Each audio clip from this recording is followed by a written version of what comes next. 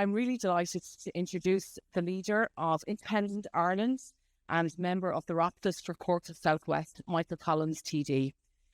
Deputy Collins has been a consistent and vocal pro-life supporter since entering the Dáil, including co-sponsoring proposals to curb some of the excesses of the abortion law and to reduce the number of abortions taking place. He has also been busy over the last few years asking parliamentary questions and getting information to the public about what is going on with the new abortion regime. Welcome, Deputy Collins. We're very grateful to have you here today.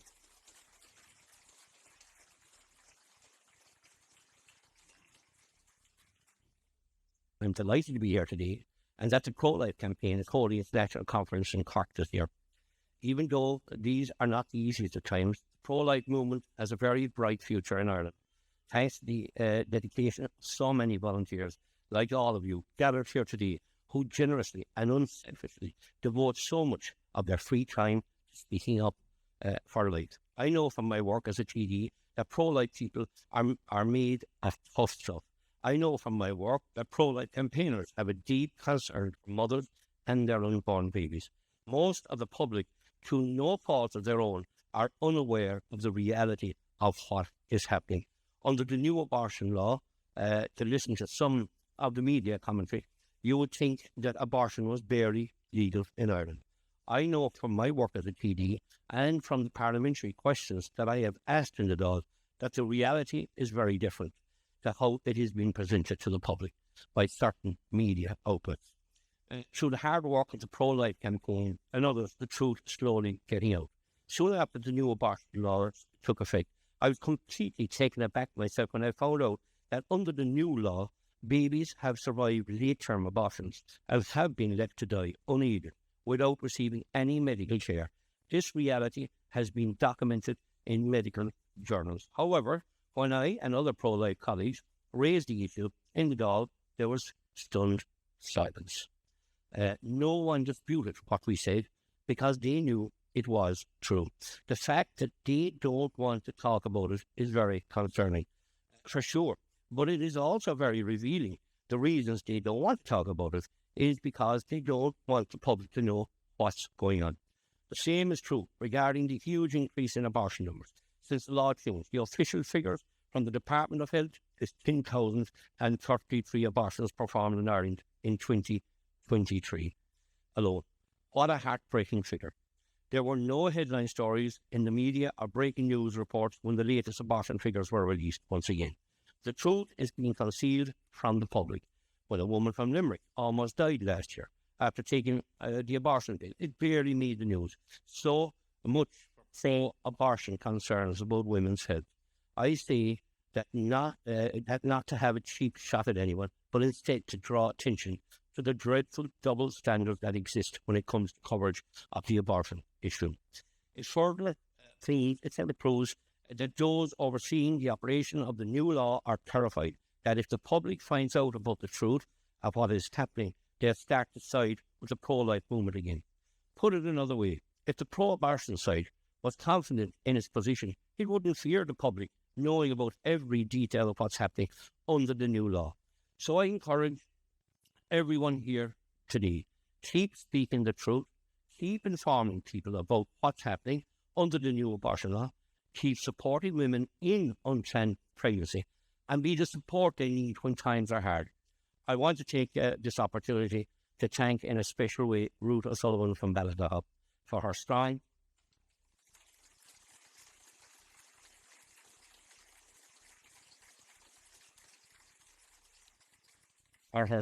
and powerful witness in talking about her abortion experience. Your story, Ruth, is something my colleagues in the Dáil need to hear to set change in motion and force a shift in government policy away from the wholesale promotion of abortion. If there is anything I can do to facilitate ensuring your story is heard in the corridors of power, I would be delighted to help. With the general election just around the corner, I want to make a special plea to everyone here to come out and canvass for candidates who are pro-life. There will be candidates in various parts of the country where a few votes here or there will make all the difference in deciding who gets elected A good number of councillors elected in June were pro-life, which is great, and I'm proud to say many of them are members of Independent Ireland. What a difference it would make if we had more pro-life TDs in the Dáil. It will happen if people get out there and canvass, and if not canvass, will at least distribute leaflets or phone calls for candidates that are pro-life. I want to stress once again that we really are counting on you for your support in the upcoming election. The pro-life TDs in the current Dáil have been a powerful force for good, but so much more could be achieved if more pro-life TDs were elected. The pro-life movement is about protecting all life, the life of the mother and the life of the baby. It's why I'm proud to be associated with this great cause. There is a massive distinction between abortion that intentionally ends the life of a baby and the medical intervention to save the life of the mother.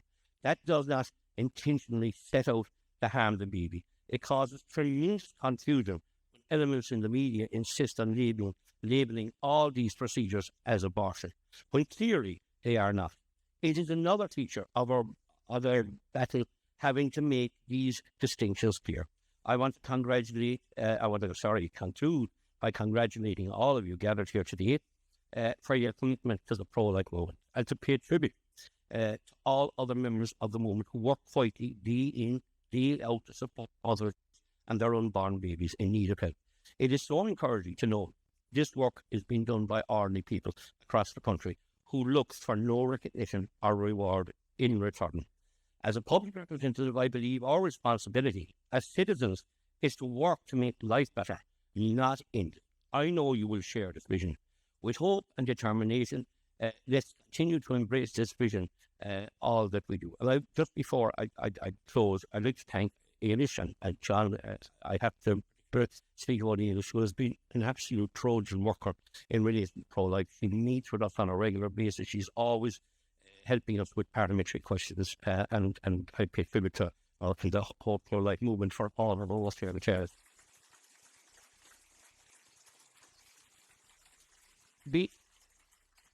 Being opposed to abortion in the Dáil is not an easy place to be. I'll be straight and honest with you.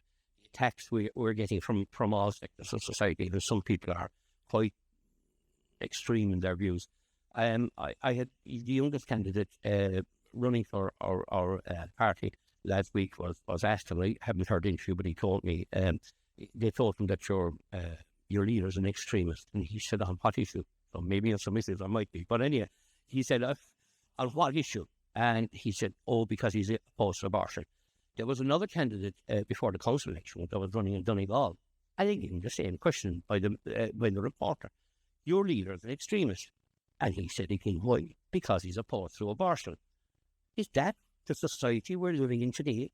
That I can't have a view and I'm called an extremist? There's something wrong today in our society with our media out there. They need to come around and think, it's want to be here to hold out the hand of love. The hand of love to the woman who's having a baby and is delighted to have it. The hand of love to the woman who finds herself in a difficult situation. And the hand of love, the same hand of love to the woman who's had an abortion and is going through a terrible, difficult state. We need to show that hand of love. And if we're to win a battle, that is the only way we're going to win that battle. The hand of love. The hand of love. And I thank each and every one of you for being here today. You're truly great people. Thank you.